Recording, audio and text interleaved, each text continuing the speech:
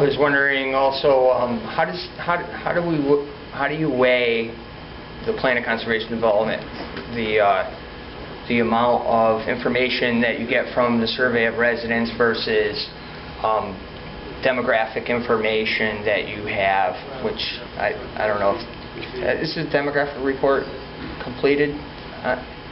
That information, are they still working on that, or isn't there a demographic portion of the POCD that was in process? The whole plan is still in progress. What we have now is draft. There's more to be done. This process here is part of it. And at some point we're going to have to sit down and meet with the commission. Okay, so the demographic information isn't done. So how does the survey results, if you were going to make a pie chart of the survey results versus the state policies and different boards and commissions and community organizations, what would you say the weight of the concerns of the citizens, how does that weigh in relation to the other stuff when you consider in the plan? I think everything's a balance. There are situations I've discovered over the years where the public doesn't necessarily support something because they're not aware of what the implications are. So even the issues about resiliency. I mean, one of the things that we're learning is that storm patterns are changing. But sometimes in land use we talk about a 100-year flood. What that really means is not a flood that occurs once every 100 years, but a flood that has a 1% chance of occurring in every year.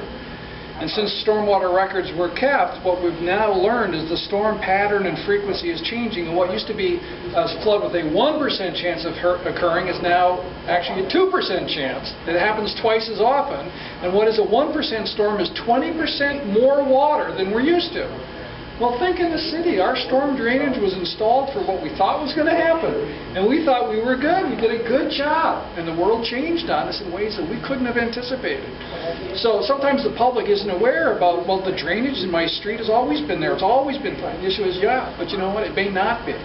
So sometimes we as planners have to balance the demographic information with what the public's aware of and what we think is good public policy for the city, and set the dialogue in motion. We're not necessarily going to solve the issue of more frequent, more severe storms, but we need to get it out on the radar screen so we can talk about it. And I think that's kind of the role of the plan here, is not always to solve every problem, but just to say, listen, hey, this is how we can make the city a better place, is being aware of these issues.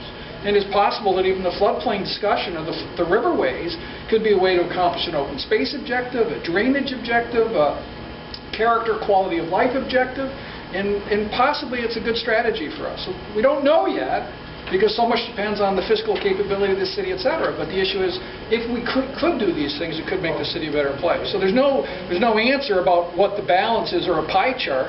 The issue is it could be different for every issue in the plan. The question, in a sense, for the city is this a good vision for us going forward? And I think that's what the Planning Commission has been shooting for. What's a good vision for us to try to achieve? And it's not anybody else's plan for Bristol. It's our plan for Bristol.